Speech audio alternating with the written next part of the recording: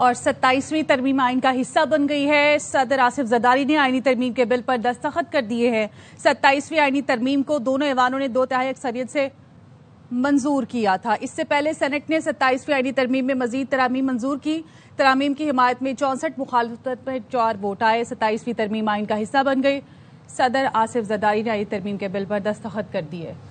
قومی اسمبلی نے Pakistan navy act ترمیمی بل 2025 کی منظوری دے دی ہے۔ وزیر دفاع خواجہ آصف کی جانب سے تینوں ترمیمی بل منظوری کے لیے پیش کیے گئے۔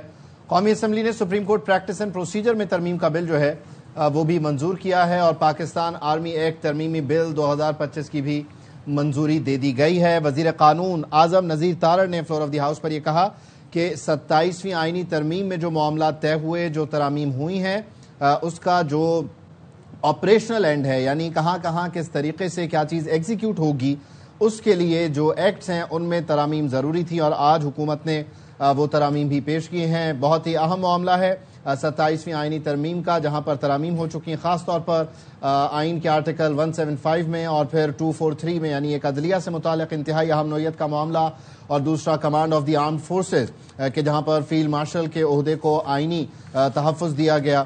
تو اب اس کا جو آپریشنل طریقہ کار ہے، اس کی امپلیکیشن ہے، اس کے دیگر قواعد و ضوابط ہیں، وہ ایکٹ کے ذریعے نافذ العمل ہوتے ہیں، اور ان ایکٹس میں بھی آج ترامیم کر دی گئی ہیں۔ ڈپٹی بیورو چیف اظہر فاروق ہمارے ساتھ موجود ہیں۔ اظہر، اپڈیٹ کیجیے گا اس سے متعلق۔ جی، آرمی ایکٹ 1952 میں ترمیم کی گئی ہے۔ قومی اسمبلی نے اس کی منظوری دے دی ہے، پہلے وفاقی کابینہ نے منظوری دی ہے۔ اس ایکٹ کے تحت وفاقی حکومت چیف آف ڈیفنس فورسز کی وفاقی حکومت کی سفارش پر vice chief of army staff یا deputy chief of army staff کا تقرر کرے گی۔ اس کے ساتھ ساتھ وائس آرمی چیف اپنے اختیارات اور فرائض آرمی چیف کی ہدایت کی روشنی میں انجام دیں گے۔ یہ جو بل سامنے آیا ہے، اس کے متن کے مطابق سیکشن بی میں حکومت کا لفظ تبدیل کر کے آرمی چیف کی سفارش پر تقرری کر دیا گیا ہے۔ کلاس 8G میں بھی ترمیم کر کے چیئرمین جائے چیف آف اسٹاف کمیٹی کا عہدہ 27 نومبر 2025 سے ختم کر دیا گیا ہے۔ وزیر اعظم آرمی چیف اور چیف آف ڈیفنس فورسز کی سفارش پر 3 سال کے لیے commander of national strategic command کا تقرر کریں گے۔ کمانڈر نیشنل اسٹریٹجک کمانڈ کی شرائط و ضوابط کا تعین وزیر اعظم کریں گے۔ وزیر اعظم چیف آف ڈیفنس فورسز کی سفارش پر کمانڈر نیشنل اسٹریٹجک کمانڈ کو مزید 3 سال کے لیے دوبارہ تعینات بھی کر سکیں گے۔ اس کے ساتھ ساتھ آرمی ایکٹ میں ریٹائرمنٹ کی عمر، سروس کی میعاد اور ان کو ہٹانے سے متعلق جو ہے نیشنل اسٹریٹجک کمانڈ پر وہ شرط لاگو نہیں ہوگی۔ کمانڈر نیشنل اسٹریٹجک کمانڈ بطور جنرل پاکستان آرمی میں اپنی خدمات سر انجام دیں گے۔ چیف آف ڈیفنس فورسز کی مدت اس دن سے شروع ہوگی جس دن نوٹیفیکیشن ہوگا۔ Army chief he chief of defence forces ہوں گے۔ اس بل میں یہ بھی کہا گیا ہے کہ جس کی وفاقی کابینہ نے منظوری دی اور قومی اسمبلی بھی اس کی منظور کر چکی ہے کہ جب جنرل کو فیلڈ مارشل کے عہدے پر ترقی دی جائے گی تو ذیلی سیکشن 2 کے تحت خدمات وہ انجام دیں گے۔ وفاقی حکومت army chief of defence forces کی فرائض اور ذمہ داریوں کا تعین کرے گی۔ وفاقی حکومت ملٹی ڈومین ایریاز میں ان کی ذمہ داریوں اور فرائض کو بھی محدود نہیں کر سکے گی۔ ایک تو یہ آرمی ایکٹ میں ترمیم ہوئی ہے، دوسرا ایئر فورس ایکٹ میں ترمیم کی گئی، آرڈیننس میں ترمیم کی گئی ہے 1961 میں، جبکہ پاکستان نیوی ایکٹ 1952 میں بھی ترمیم کی گئی ہے۔ تو قومی اسمبلی نے ان ترامیم کی منظوری دے دی۔ اچھا اظہر، یہ بتائیے گا کیونکہ جو تعیناتیاں ہیں اس سے متعلق آئین کا آرٹیکل 243 معاملات کو واضح کرتا ہے، اور وہاں پر chief of the naval staff, chief of air staff اور چیف آف آرمی اسٹاف بھی موجود ہیں، اور فیلڈ مارشل سے متعلق معاملات کو وہاں پر اکاموڈیٹ کیا گیا۔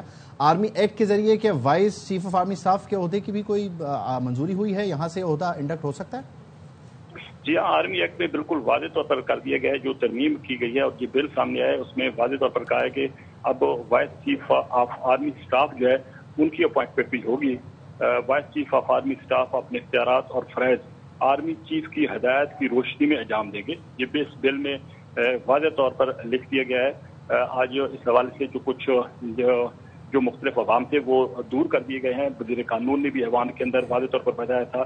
ایک تو چیف آف ڈیفنس فورسز جو ہے ان کی جو اپوائنٹمنٹ ہے، وہ اس کی جو عہدے کی مدت ہے، ان کے عہدے کی مدت ہے، اس کا تعین بھی کر دیا گیا ہے، اور یہ بتا دیا گیا ہے کہ 5 سال عہدے کی مدت ہوگی اور اس کا آغاز جو ہے وہ نوٹیفیکیشن سے ہوگا۔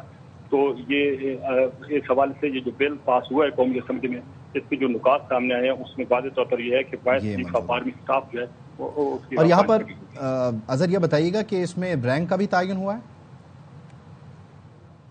فیلڈ مارشل کا رینک جو ہے وہ ہے، لیکن ساتھ ہی vice chief of army staff کے لیے چیف آف آرمی اس کا اس میں واضح طور پر تعین نہیں ہے اس بل کے اندر، لیکن وہ وفاقی حکومت جو ہے وہ ظاہر ہے وہی کرے گی یا جو بھی متعلقہ قوانین ہیں ان کے مطابق کیا جائے گا.